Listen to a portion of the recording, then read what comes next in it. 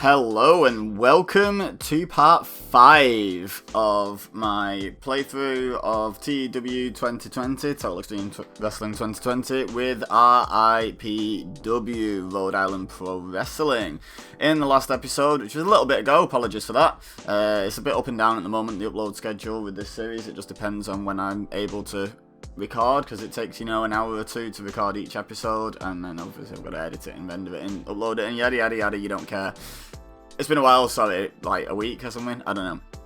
Anywho, in the last episode we did Survival 5, or just Survival, it just happens to be the 5th instance of it, in front of 149 fans, so if you missed that, make sure you go back and give that a watch. Now, I just want to let you know, speaking of slight hiati from series, this is going to be the last episode of this series in May. So I'm going to do this episode for this week, and then the series is going to come back next week along with the full return to all uploads. The next episode should be, fingers crossed, on the 2nd of June, next Tuesday.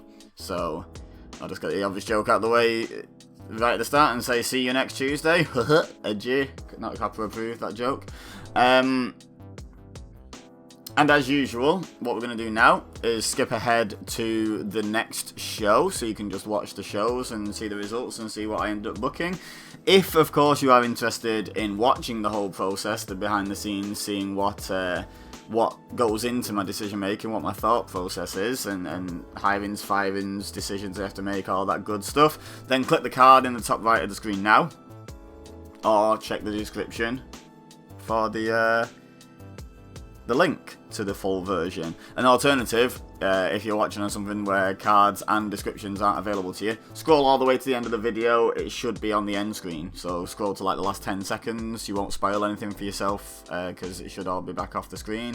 And yeah, click the card, not the card, click the end screen notation, and that should be able to take you to it as well. So without further ado, let us jump to the show. Okay, so wow, 11.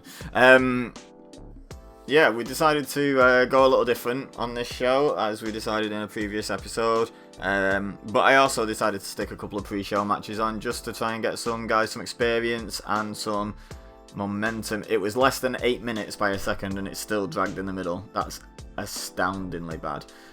So in a pre-show match, there had a decent reaction from the crowd, but embarrassing wrestling. Son of Vengeance defeated Zach Powerson by pinfall with a skull crusher. Cool. Say no more about that. In a pre-show match, they didn't have much heat and terrible wrestling. It didn't have terrible wrestling, good to know. The Magic Boys defeated Roderick Flack and Zarnell Zephaniah, who have excellent chemistry teaming together. Just under 8 minutes again, with a magic marker. Segment rated 19. That's interesting. That's interesting. Maybe we can find a reason for them to be a team. We like excellent chemistry. Excellent chemistry is excellent. Okay, on to the main show. So, we start off with a bit of a promo from a whole lot of Marvin and Zeke Cromstock, who have an upcoming tag team match with Hank Whitman and Houston Hadley. So obviously a whole lot of Marvin's had a lot of issues with Southern Comfort recently, so he's looking forward to getting his hands on these two. And Zeke broke Hank Hadley's nose, I think, on our first show of the year in January. So he's like, I did apologise and I meant it, but that doesn't mean I'm going to hold back, Hank Hadley. I'm still coming for you, mister. Booker T and Stevie Ray moment there. So, yeah, nice. They both did well off script. 25 segment rating. Now let's have the match, which did a lot worse. 18, damn it. In about that, decent reaction, but terrible wrestling. The Southern Comfort Boys defeated them when Hoss Hadley pinned Zeke Cromstock after using a foreign object, which apparently no one saw. And it doesn't mention anywhere, can I change this? No. The fact that I set Marvin just kept strong by not taking the loss, but also kept strong in general. He was distracted by Samson Sharp, so maybe he distracted Marvin, and that also distracted the ref, and then BAM! Foreign object to the face. Hoss Hadley, Zeke Cromstock, boosh. 1921. Oh, we lost heat on the storyline. Marvin got the best rating actually overall. Hoss Hadley was really off his game. Wow, Zeke Gromstock wasn't off his game, he was just rubbish. Next, Kurt Merritt, our colour commentator but also Baron Royal's manager and partner, had an interview hyping the upcoming singles match between Baron Royal and Diva Arnold, saying Baron's fresh, he's not been in a massive feud with Hellion, he's not been beaten from pillar to post every month for the last 4 months. My man Baron is going to pick up the win, and he did a masterful job of improvising with the crowd. Segment rating 22. Very nice. Thank you for your service, Kurt. However, he was wrong. In a bout that had decent reaction from the crowd but terrible wrestling, Diva Arnold defeated Baron Royal in just over 10 minutes with a cannonball sentence. 27 rated. Look at that, 35 against 10. Wow, your pants. Your pants. Did we get some penalised for inconsistency? So do we not get a thing anymore that says like what improvements we see? That's a shame. I liked that in 2016 and I've only just noticed it's not there. Because I was hoping Diva would drag people up, but I guess we're never going to know. So yeah, Diva picks up the win over Baron Royal just to keep momentum going, keep him on the show. You know, he's finished his feud with Hellion now, so what's next for Diva Arnold? Well, if you're watching the short version, you'll have to wait and see. If you're watching the long version, you already know. You already know what it is. Whole Lot of Marvin now has an interview where he rants and raves about how much he hates Samson Sharp for costing him the match. 31 rated, well done, gained some heat back, and went off script well. Thank you, Whole Lot of Marvin, for your contribution, well done. Next, we have the Tag Team Championship match. Now, if you remember, back in January, I think it was, Sunshine Connection won what I called, I believe, I've not gone back and checked this, but I'm pretty sure I announced it as a #1 contenders match for the Tag Team Championships, and they've still not had that match, so here it is. In a bout that had decent reaction from the crowd, but total wrestling, they drew. When the match descended into chaos after all of Southern Comfort became involved, attacking everyone. If you look at the Road Agent notes, there's an awful lot of... Basically, everyone gets attacked by all 3 members of Southern Comfort. 24-23, so the right guys have the titles at the moment, it would seem. Oh no, Rocky, look at Rocky. Rocky rocking out a 26. Got a 22 overall, very good, I won't call that terrible. The Whole Lot of Trouble storyline was advanced, yeah, because we added All Night Party into that story, didn't we? Tag Team Specialist bonus. Lucinda Lush did some good work, got the crowd hotter. Good stuff. This has, I don't think there's been much disastrous except the pre-show, which doesn't, I don't believe, contribute to the overall rating of the show. So I think we're doing okay here. Next, Moriarty. Oh, what?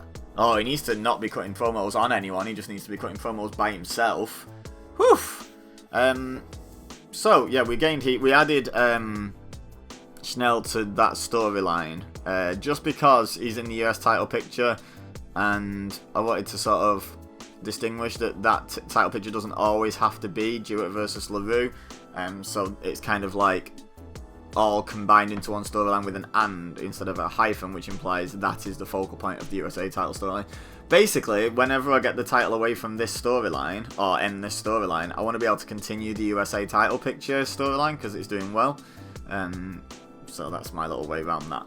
So, Moriarty Schnell had an interview hyping his upcoming singles match with Brian Jewett, and Schnell benefited from having a hot catchphrase, and I asked you back in part 3 to give me ideas for what his catchphrase should be, and I'm pretty sure, I know someone did, I want to do it justice, so I want to actually, I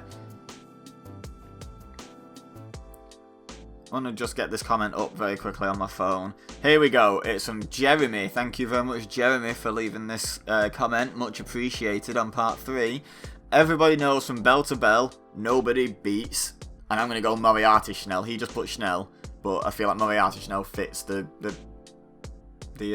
rhythm of that line better. So everybody knows from bell to bell, nobody beats Moriarty Schnell. That's his little hot catchphrase that I asked you guys for some input into, and I'm pretty pleased with that, so thank you very much, Jeremy, for that comment. So yeah, we gained heat on the storyline, and he's got a hot catchphrase. Only 27 though, he's been getting like 45s and stuff just cutting promos on his own, so maybe we need to go back to that, just to get cheaty segment ratings. In a bout that had a decent reaction from the crowd, but terrible wrestling, Schnell defeated Brian Dewitt in 14-11 by pinfall with a Schnell shock, easy for me to say, following interference from Willie LaRue, and wins the USA Championship, and actually was the better performer in that match as well. 24 rated match, not bad, not bad. If I return to the booking screen really quickly, can I see all the ratings? See all the ratings? No. Oh yes, yes. So his promo got a 27, but his match got a 24. So that ain't bad. That ain't bad at all. That ain't bad. Hope you didn't see any spoilers there. In fact, if I remember, I'll try and cover up spoilers on the short version video. So yeah, we gained heat on the stuff. Oh right. Oh okay. So we've lost that. Nice. Wow, this is a good. Wow, Willie LaRue with the hot promo. So he had an interview in which he taunts Brian Dewitt. So yeah, Willie LaRue interfered in the last match and cost Brian Dewitt the USA title. And then as he's like going backstage, some cameraman catches up with him and he just cuts a promo taunting Brian Dewitt for losing the title and yada yada yada. So yeah, we've advanced the segment, gained heat. 36 rated segment. Pretty pleased with that. Well done, Willie LaRue. Next, might be a better promo than Moriarty Schnell, which is something to think about. In a bout that had a decent reaction from the crowd but subpar wrestling, this was the worst of the recent matches, and that only served to magnify its flaws. Not good. Not good. In a bout that had a decent reaction from the crowd but subpar wrestling, Forrest Ratzlaff defeated Warwick Good by submission with the Universe Backbreaker, and he wins back the RIPW Championship title. Disappointed. Mega disappointed with that. I knew I was running a risk by having the fourth match, but I really hoped they'd just pull out a good match and I wouldn't get these punishments. Penalised for repetitive booking twice, apparently. That sounds fair. Sounds fair. Damn, that's probably messed up our whole show. This might have been our worst show just because of that main event. That's not good. It's not good. Anyway, to finish off the show, Forrest Ratzlaff and Warwick Good are in the ring, having finished their match. Let's just ignore that little bit of text. I couldn't be bothered making a new segment just for this, and it was close enough. Out of nowhere, Hellion hits the ring and attacks. The assault is quick and brutal and leaves both opponents completely destroyed. And we gain some heat back. 24 rating. Hellion is entering the world title picture despite having lost his feud. Basically, there should be a high morale, legendary gimmick. High morale, great gimmick. Penalised. Okay. But, well, it doesn't mention it anywhere here, but Hellion brought Mean Gene, came out with Mean Gene Catley because he's his manager now in his little ongoing kerfuffle with Forrest Ratzlaff. And the reason why Hellion attacked both men was because, you know, Mean Gene Catley helped Warwick Good. I mean, I'm sure we'll justify this in a future episode, but he helped Warwick Good win the title from Forrest Ratzlaff. And he tried once and failed. Then he managed to get it off him the next time. Then, without interference, Warwick lost to Forrest, and it's just been a big old mess, basically, where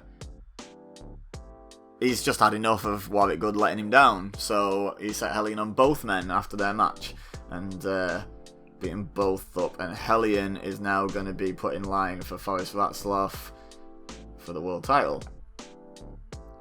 Finish the show. Oh damn, that was bad. That was just that main event. With a decent main event, that would have been a pretty good show, I reckon. Okay, I'm going to give LaRue some credit here. Segment of the night, I believe. Oh, no! No, no, no, no, no! Oh, damn, missed the chance. Oh, man. I done goofed. I done goofed. Got an email. Lack of big names.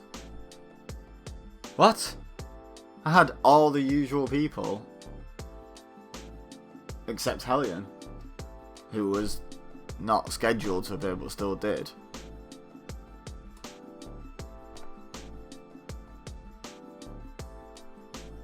Okay.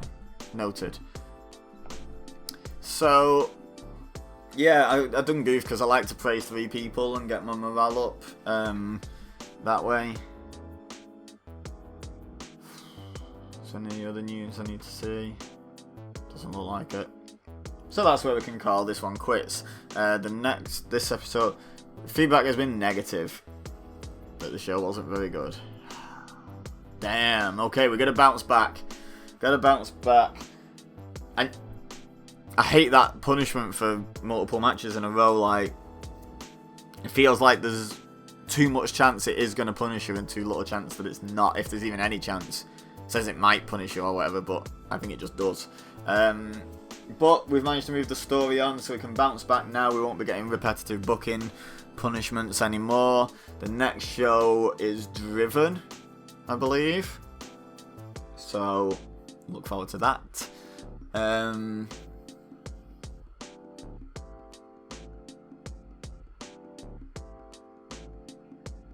Oh,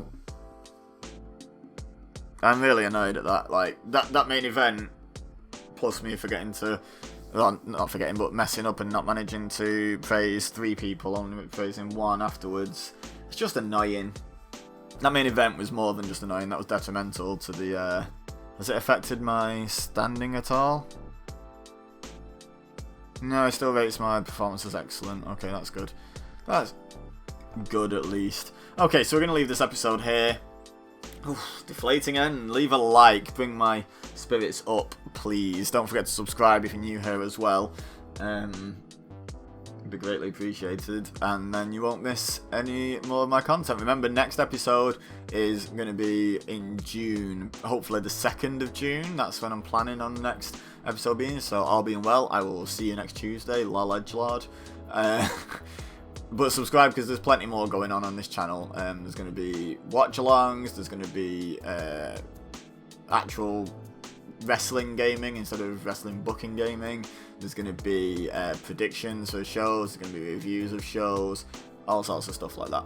So, subscribe, share with your friends if you think they would enjoy what I do here, and leave a comment. Let me know what you thought of that show, other than the obvious, that main event screwing me royally. I think, let me know how you think that show would have done without that terrible main event. I'm curious, like, anyone who knows sort of roughly how the game's calculations work, how would he have done if that hadn't have bombed? Curious, because I feel like that was quite a good show up until that point. Don't forget to check the description for my other channels, my social media, and my Patreon, where you can support me for just $1 per calendar month. It'd be greatly appreciated. But for now, all I have left to say is thank you very much for watching. As always, I've been EBEZA, you've been amazing, and I'll see you next time.